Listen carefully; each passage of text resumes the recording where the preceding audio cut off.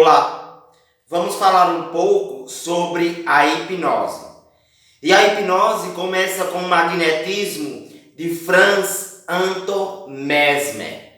Apesar de não ter sido esse médico o responsável pela criação do termo hipnose, mas foi ele que começou a estudar sobre o magnetismo, que deu origem a todos os outros estudos e estudiosos acerca do tema. Mesmer acreditava que as pessoas viviam mergulhadas numa espécie de magnetismo, de energia universal. E baseando-se na força que um ímã exercia sobre um ferro ou sobre outro ímã, Mesmer chegou à conclusão de que a força magnética de uma pessoa poderia influenciar o corpo da outra pessoa. Foi daí que surgiu o passe mesmérico. Inclusive, Kardec bebeu dessa fonte do mesmerismo para depois estudar as mesas girantes que estavam revolucionando a sociedade parisiense. É por isso que nós temos o passe que diversas doutrinas e crenças espiritistas usam em seus rituais. Outro pesquisador que vai beber do mesmerismo é Sigmund Freud. Mas Freud, diferentemente de Kardec, não levará esses conceitos da hipnose para o lado espiritual. Freud acreditava em elementos puramente físicos e neurológicos. E Freud utilizou a hipnose, pelo menos no início de sua carreira enquanto pesquisador, para fins terapêuticos, para tratar doenças. Hipnose essa que depois foi substituída pela livre associação que deu origem à psicanálise. Seria toda pessoa suscetível à hipnose? Não. Existem pessoas que são mais suscetíveis do que outras para serem hipnotizadas. Porque depois convencionou-se que a hipnose não se baseia fundamentalmente nessa transferência magnética de um corpo para outro, mas sim de uma sugestão mental. Eu sugiro daqui e você capta daí. E essa sugestão ela pode ser tão forte que pode lhe levar a um estado alterado de consciência. Existem magnetizadores ou hipnotizadores que têm um poder tão forte de sugestão que são capazes de levar pessoas ao que nós chamamos de sono hipnótico ou estado esdeio. Inclusive era uma dúvida: será que algumas pessoas colocadas em sono hipnótico profundo ou em estado esdeio são capazes de despertar depois dos comandos para isso?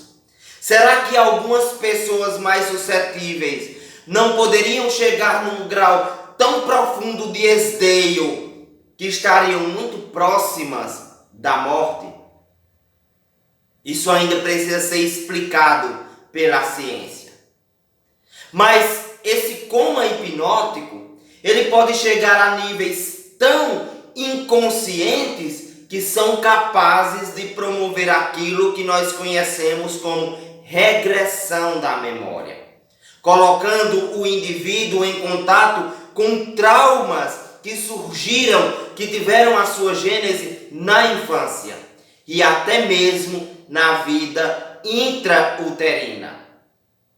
Algumas correntes de pensamentos utilizam a hipnose para chegar até mesmo às vidas passadas, buscando resolver traumas que tiveram como causa situações não nessa existência, mas em outras vidas.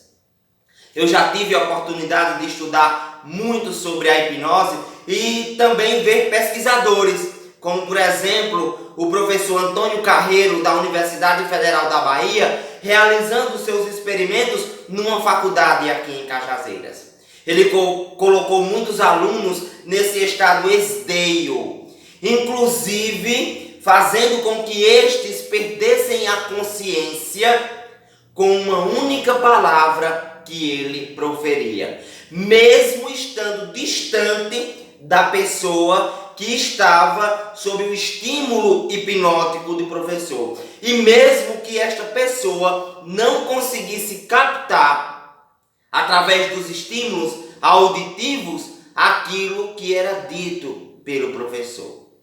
E apesar do estudo sobre a hipnose se iniciar com o professor Franz Anton Mesmer, médico, pesquisador, advogado, atuante em muitas áreas da sociedade, essa questão da sugestão e da suscetibilidade já existe há muito tempo, mesmo antes de Cristo, há 5.000 anos no Egito Antigo.